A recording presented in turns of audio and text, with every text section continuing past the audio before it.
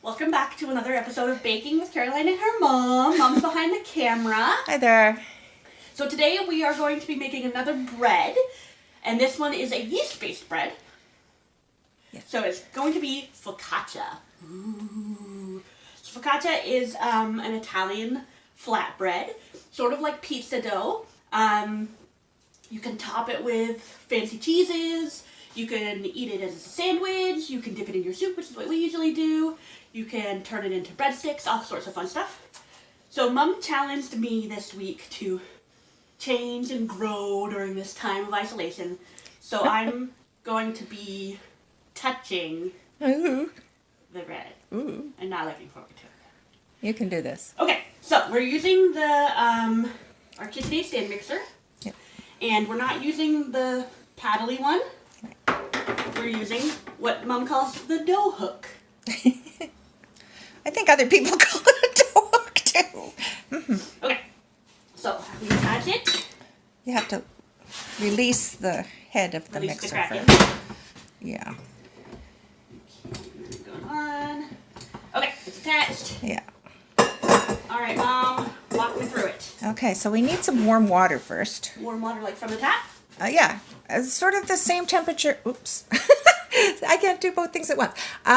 Sort of the same temperature as when you check a baby milk. I know, but you know, many people want to. Like put it on your wrist. Yeah, put it on your wrist and make sure it doesn't burn. This is to encourage the yeast. And how much? 1 1/3 cups. Okay.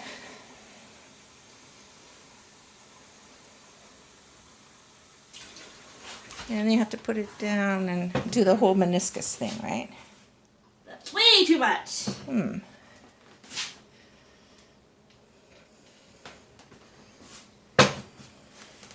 Stop wobbling. Still too much. The science part of baking. Accuracy. Stop wobbling. Okay, I think it's good. Okay, so put it in the mixer bowl. Okay. And then add 3.5 cups of all-purpose flour. Okay.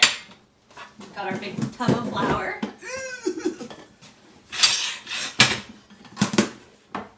And then we'll get our leveling knife, because that's the best part. The best part? Yeah, I love it. It's like that, Childhood memories. well, and it's like that tumbler of things organized neatly. You know how, like, satisfying that is when things are all nicely lined up? Uh-huh. Yeah, your bedroom would tell a different story. Oh, yeah, I don't want to do the work. 1. This is 2.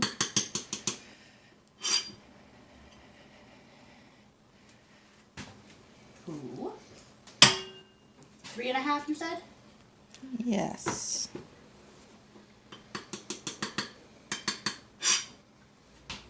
3. And how much bread is this going to make, Ma?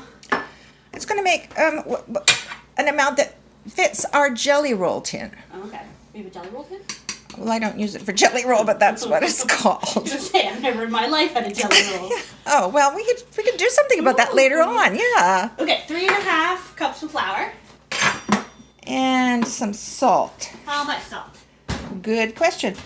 2 teaspoons. I think I would use your the kosher salt, the larger Coarser flake. salt. Yes. The kosher salt.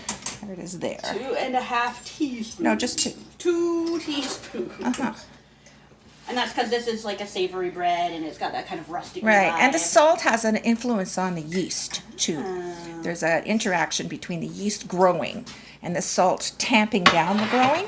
Oh, okay. Okay. So, And, we probably should have put the olive oil in first, but pour in a 1/4 cup of olive oil.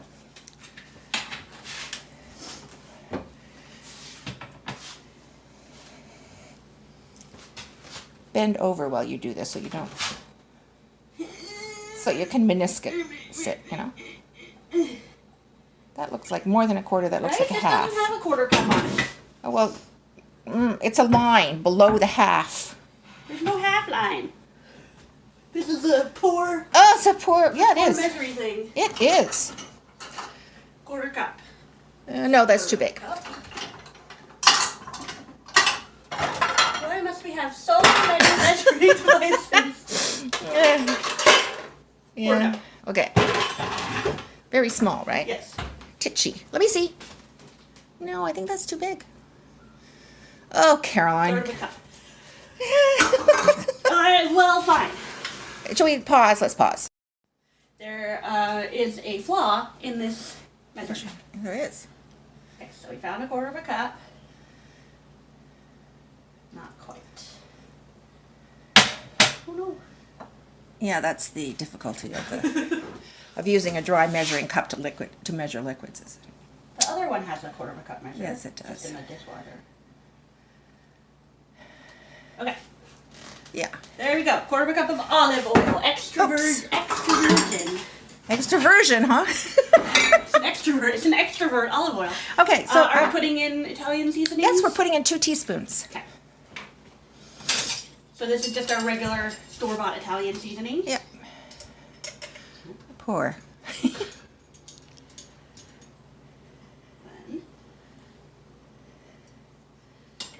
Okay, so just to minimize the flour leaping out of the bowl, I would suggest doing a few stirs with a wooden spoon first, just to begin to incorporate. Is it locked on there, by the way? Yes. Okay, let's look at what it looks like. So Caroline's doing a little job to try and Encourage it. Oh, you know what we haven't put in yet? What? The yeast. Yes, that's true. We haven't. Yeah, okay, so put the yeast in and then fire up the mixer. Oops, that was very jiggly. My apologies. Oh! I'm changing and growing! Changing and growing. We have little packets of yeast. Ah! What? It's leaked. And you've probably already cut. Cut too far. When you cut them apart, you probably cut into that one. Okay, yeast is going in. Yeah, And then we're turning on the mixer. to what? Low. Stir? Yeah, stir. And we'll come Come closer. And you see that the dry ingredients are kind of falling into the wet ingredients? Yeah, slowly. Yeah. Oh, and it's getting that stringy thing. Yes. That's the gluten starting to build already. The gluten is the structure inside a yeast bread. Do we need to scrape the sides? Yeah, I would turn that off and scrape the sides.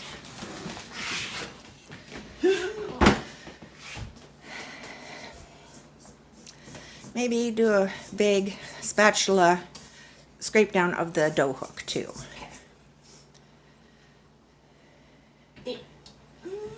Oh, yeah. Oh, look, it all comes off in one chunk. That's good. Yeah. There we go. Okay. Okay. Looking again. Oh, it looks like dough. Look at us. Already it looks like dough. Yeah.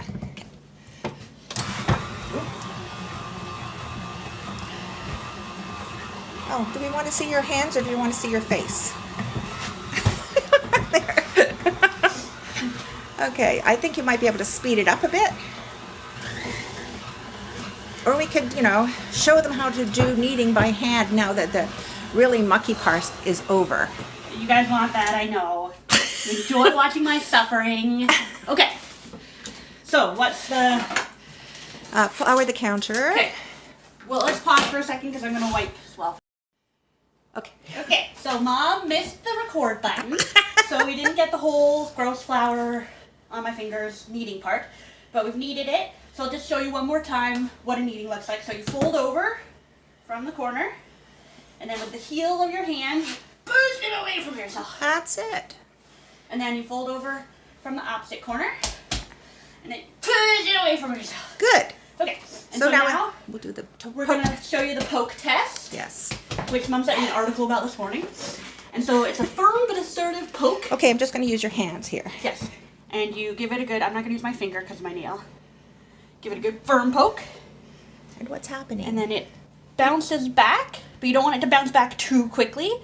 Because that, if it bounces back too quickly, the yeast is still doing its thing. And so it's filling the bubbles and it's too fast. That's right. So you want the yeast to be well incorporated and That's well right. on its way. So let's just do that one more Okay. time.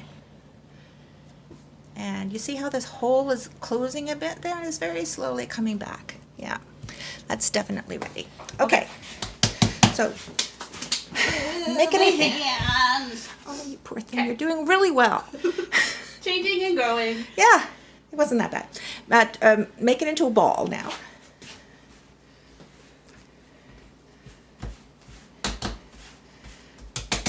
Okay, get your mixing bowl back. Are you showing the sink? Oh, did I show the sink? Ew, we're sorry, everybody. And put a little bit of olive oil on the top of your dough and mix it around. You know, spread it around. Move the doohickeys out of the way. Thank you. So just oil the whole ball. Oh, it's so gross! And the underside as well. The underside. Okay. That might require more olive oil. Okay. Changing and growing. So gross. Okay, so then put it in the bowl, back in the bowl. And we're going to put some plastic over it, which we'll do in a second off camera, and let it rise for an hour. So Mom made the ball prettier because apparently mine was too lumpy. Yeah, And now she's struggling with cling wrap. Apparently it's just called saran wrap in Canada. So we're going to put a little tent over it so that it acts like a greenhouse and the yeast can grow in the kind of warm moistness that you create in its little tent. Okay? Yeah. Good. And this is a time lapse of the dough rising.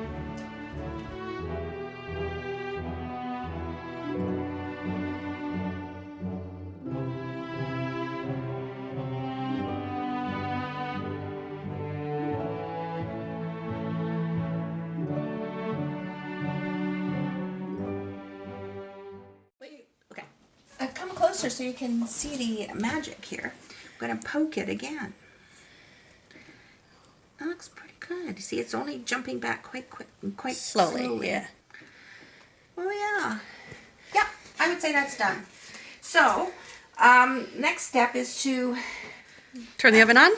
no prepare the pan. Okay. Okay, so we'll I have the pan, I have cornmeal, and then we have some spray. So Mom, walk me through it. okay. So spray the pan. Spray the pan Spray. with the cooking spray. Good. Then take the cornmeal and sprinkle it over the bottom of the pan. It's going to make a crunchy bottom for the Crunchy focaccia. bottom. That's what my nickname was in high school. It's not. Good line though. Thank you. All right. So yeah, that looks good. Now, oh, you still got some on your fingers. Might as well use it all. Good. Okay. So now shake your pan back and forth to sort of even it out a bit. Okay. All right. Now back to the dough. Uh-huh. Dump it out on your floured surface. Do we need more flour? Yeah, maybe a bit. Oh my goodness, Caroline. Handful of flour. Okay. Yeah. Now dump it out. Oh, your head's missing. Okay. Oh, let's see what it looks like. All right, squish her down. Flatten her out. The goal is to make her the same shape-ish as your pan. Squishing out the bubbles. You feel any on the edges? Yeah, there's some right here. Look, Oh, look. let me look. Uh-huh. So squishing out the bubbles. Good. And making it sort of rectangular. I learned a cool thing recently, and that is, I'd never done this before. If you lift it up, it'll like lengthen. Oh, like pizza dough. Yeah. Like how they... See, that's really good. Yeah. Okay, do the other end as well. How does it look with respect to the pan? I think needs to be a little bit wider. Okay. Oh, Someone's phone is ringing. yeah. Oh well. Oh, That's well. life. Okay, so we're Okay. plopping it in, Yeah, plopping her in. and then Making it fit the pan's dimensions by squishing out more. Silly telephone. there's a hole here. There's a hole there, yes.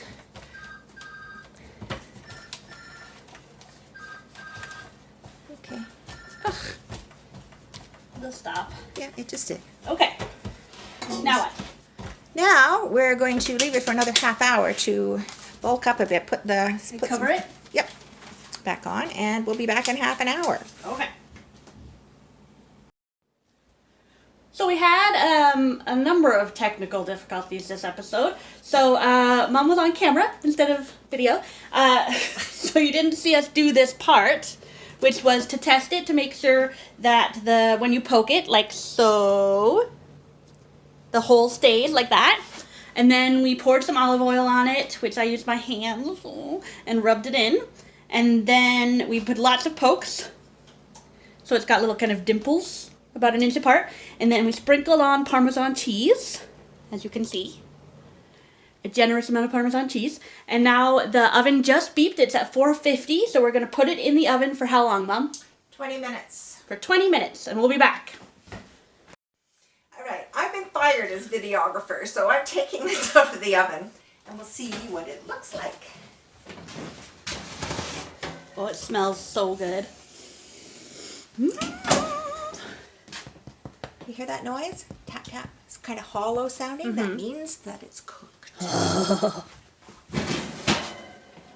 So, put it on our Do we let it cool in the pan for a bit first? normally bread is removed straight away from the pan. Let's see if it pops out. that. Hey! There's the back side. Looking all Crunchy. Yeah.